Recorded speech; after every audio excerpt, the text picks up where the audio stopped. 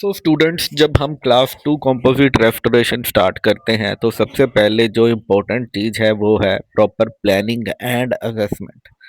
सबसे पहले आपको ये इवेलुएट करना होता है कि ट्रुथ प्रिपरेशन का आउटलाइन फॉर्म कैसा होगा, और स्पेशली ये देखना होता है कि जिंजाइवल मार्जिन पे इनेमल बचा हुआ होगा या नहीं, क्योंकि इनेमल बॉन्डिंग ज़्यादा रिलायबल होता है as compared to dentin bonding. और अगर जिंजाइवल मार्जिन इनेमल में है तो कॉम्पोजिट का सक्सेस रेट काफ़ी इम्प्रूव हो जाता है। लेकिन अगर प्रिपरेशन रूट सरफेस तक एक्सटेंड कर रहा है, लाइक कोई सब जिंजाइवल एरिया है, तो प्रॉब्लम्स आती हैं। आइसोलेशन डिफ़िकल्ट हो सकती है, बॉन्डिंग वीक हो सकती है, पॉलीमराइजेशन प्रॉपर नहीं होती। इसलिए डीप सब जिंजाइवल केसेस में कॉम्पोजिट कॉन्ट्राइंडिकेटेड भी हो सकती है। Small class two lesion conservative approach. जब लीजन छोटा होता है, जैसे इनिशियल केरीज हो, तो हम मिनिमम इन्वेसिव डेंटिस्ट्री फॉलो करते हैं, स्मॉल राउंड या पियर शेप्ड बर यूज करके। केरीज रिमूव करते हैं, एडजेसेंट टूथ को प्रोटेक्ट करने के लिए wedges plus matrix band use करते हैं। वुडन वेजिस का एक हिडन एडवांटेज है, स्लाइट टूथ सेपरेशन क्रिएट करता है, बाद में टाइट प्रॉक्सिमल कॉन्टैक्ट अचीव करने में हेल्प करता है। डेप्थ का रूल याद रखो, नो फिक्स डेप्थ, सिर्फ जितनी केरीज है उतनी ही preparation. Same for proximal extension lesion, same for the proximal extension. अब रेस्टोरेशन से पहले अक्लूजन चेक करना मस्ट है। अगर हैवी अक्लूजन कॉन्टैक्ट है, वियर ज़्यादा है, तो वियर ज़्यादा होगा। इसलिए कॉम्पोजिट सिलेक्शन और डिज़ाइन केयरफुली प्लान करना है। प्री वेजिंग करना भी स्मार्ट स्टेप है। थोड़ा थोड़ा सेपरेट, टीथ थोड़ा सेपरेट हो जाता है, बाद में बेटर कॉन्टैक्ट पॉइंट बन जाता है। अब टूथ प्रिपरेशन का, क्लास टू कंपोजिट प्रिपरेशन का मेन एम है असेस बनाना, कैरीज रिमूव करना, कन्वेंशियस कन्वीनियंस फॉर्म देना। और एक गोल्डन लाइन याद रखो, रिटेंशन कंपोजिट में बॉन्डिंग से मिलता है, मैकेनिकल रिटेंशन की ज़रूरत नहीं होती। मतलब no grooves, no locks, no extension for bulk strength. Conservative dentistry का रियल मीनिंग यही है। अब डिज़ाइन की बात करते हैं, कंजर्वेटिव डिज़ाइन। सबसे पहले है डिज़ाइन है बॉक्स ओनली प्रिपरेशन। जब सिर्फ प्रॉक्सिमल सरफेस अफेक्टेड हो, ऑक्लूजल सरफेस इंटैक्ट हो, इसमें डायरेक्ट मार्जिनल रिज के थ्रू एंट्री ली जाती है। स्मॉल बर से बॉक्स बनाते हैं, एक्सियल डेप्थ केरीज के अकॉर्डिंग रहती है, no beveling, no retention feature. ये अल्ट्रा कंजर्वेटिव डिज़ाइन है। दूसरा है फेशियल लिंगुअल स्लॉट प्रिपरेशन। जब प्रॉक्सिमल लीजन है बट असेस फेशियल या लिंगुअल से पॉसिबल है, इसमें डायरेक्ट मार्जिनल रिज तोड़ने की ज़रूरत नहीं होती।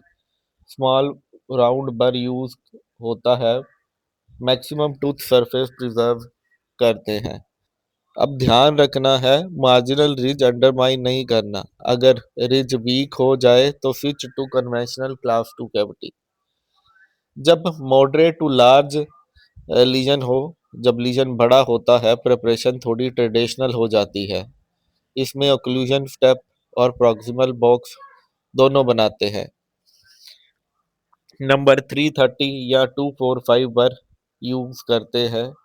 बर को लॉन्ग एक्सिस के पैरेलल रखते हैं। Depth around 2.2 mm inside the dento enamel junction. So dento enamel junction एक गाइड की तरह काम करता है, ये बताता है कि कितना एक्सटेंट है। Pulp floor concept, pulp floor faciolingually flat होता है, मीजियोडिस्टली थोड़ा राइज एंड फॉल फॉलो करता है डेंटो इनेमल जंक्शन के according. Width keep it as narrow as possible, tooth structure preservation is our priority. Caries usually contact point के just gingival side पे होता है। एक्सटेंशन डिपेंड करता है, केरीज एक्सटेंड ओल्ड रेस्टोरेशन। आपको दो ऑप्शन मिलते हैं, कॉन्टैक्ट ब्रेक करो, easy matrix placement, easy contouring, या दूसरा है कॉन्टैक्ट प्रिजर्व करो, बैटुरल नेचुरल कॉन्टैक्ट रेस्टोरेशन, और ये मोर कंजर्वेटिव होता है। स्मार्ट डेंटिस्ट सिचुएशन के हिसाब से डिसाइड करता है। Class 2 composite preparation is lesion oriented, conservative and bonding dependent rather than mechanical retentive। अब प्रॉक्सिमल रिज कट सबसे क्रिटिकल मूव होता है। जब तुम मार्जिनल रिज को कंप्लीटली कट करने वाले हो, उससे पहले एक स्मार्ट स्टेप होता है प्रॉक्सिमल कट इनिशिएट करना। अब ध्यान से समझो पोजीशनिंग। बर को डेंटो इनेमल जंक्शन के ऊपर होल्ड करो। कट डायरेक्शन सिर्फ जिंजाइवल साइड की तरफ होनी चाहिए। Depth 0.2 mm inside the dentino enamel junction होना चाहिए। अगर तुम 245 बर यूज कर रहे हो तो 1/4 बर डेंटिन साइड पे हो और 3/4 बर इनेमल साइड पे। ये प्रोपोर्शन बहुत इंपॉर्टेंट है, यही तुम्हें कंट्रोल्ड कंजर्वेटिव कटिंग देता है। अब बर को मूव कैसे करना है? Facial direction, lingual direction, gingival direction. Motion का पैटर्न डेंटिनो इनेमल जंक्शन को फॉलो करता है। स्लाइटली कन्वेक्स आर्च आउटवर्ड, मतलब स्ट्रेट लाइन नहीं बल्कि कर्व्ड कंट्रोल मूवमेंट। बर हमेशा लॉन्ग एक्सिस के पैरेलल ही रखना चाहिए। फेशियल और लिंगुअल मार्जिन बनाते वक्त 90 डिग्री कैबो सरफेस एंगल होना चाहिए मिनिमम। थोड़ा अपट्यूज भी रख सकते हैं, इसका मतलब इनेमल प्रॉपरली डेंटिन से स्पोर्टेड होना चाहिए। अनस्पोर्टेड इनेमल फ्रैक्चर रिस्क का कारण बन सकता है। अगर प्रेपरेशन छोटी है, smaller and thinner bur use करो। एडजेसेंट टूथ को डैमेज से बचाओ।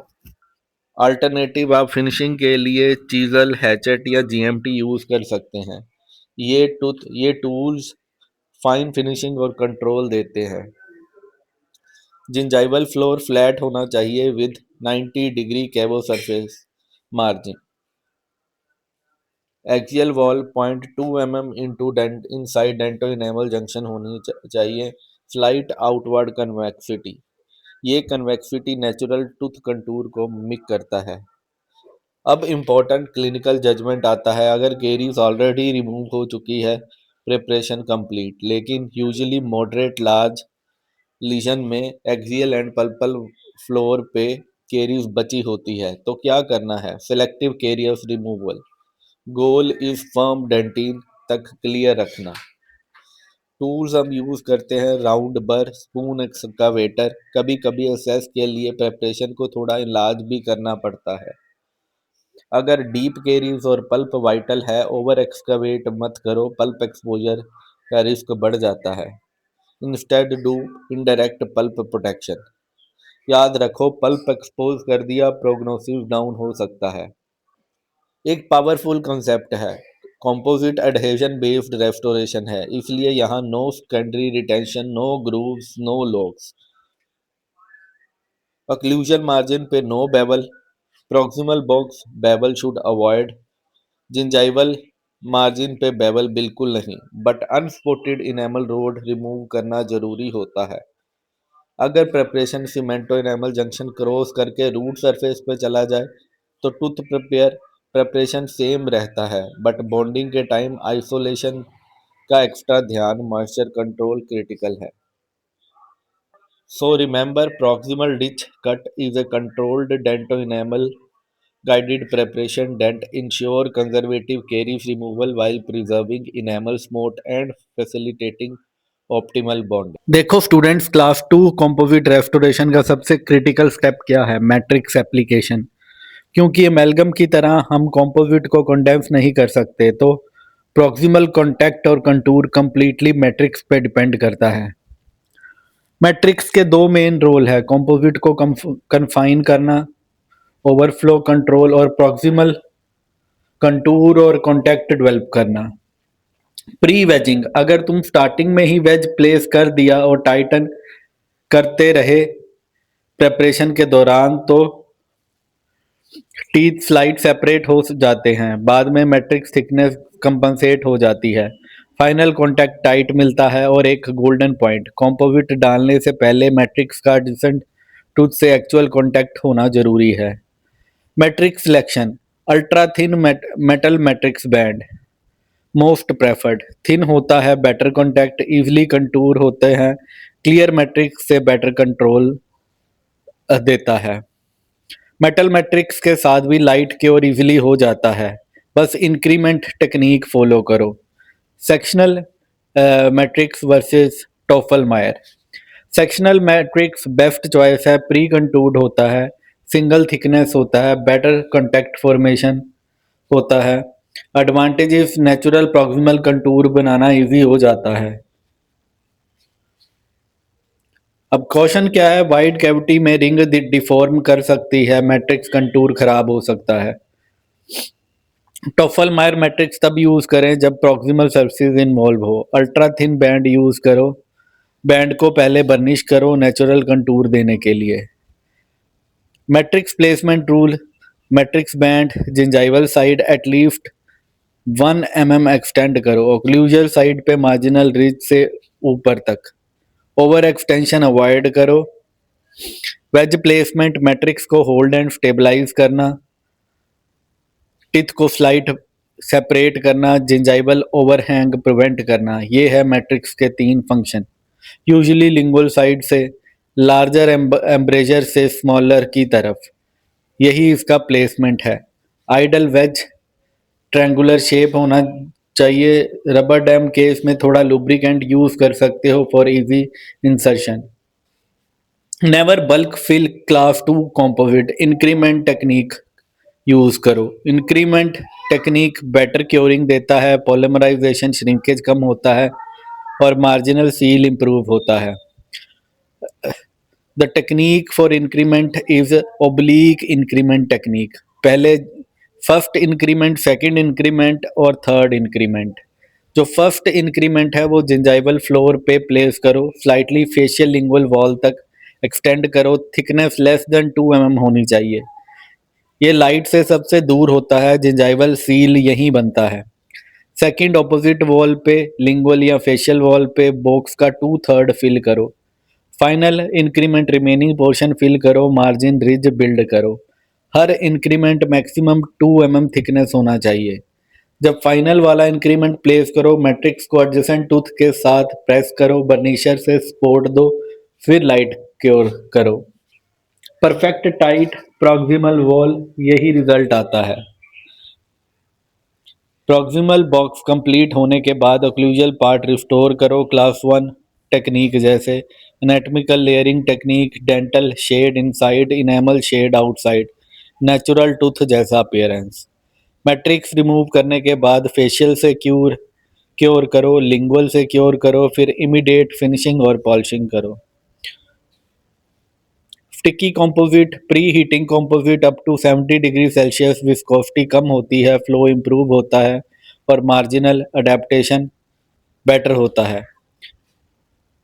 पैकेबल कंपोजिट, फर्स्ट एक thin layer flowable composite gingival margin पे डालो, जिससे बेटर अडेप्टेशन, माइक्रो लीकेज कम रिड्यूस होती है। तो आप पैकेबल कंपोजिट भी यूज कर सकते हो और प्री हीटिंग कंपोजिट, जो कि अप टू 68 डिग्री सेल्सियस तक आप हीट कर सकते हो, जिससे विस्कोसिटी कम होती है, फ्लो इंप्रूव होता है और मार्जिनल अडेप्टेशन बेटर होती है। So in class 2 composite, remember matrix contour and incremental placement together determine the success of proximal contact, marginal seal and overall restoration longevity.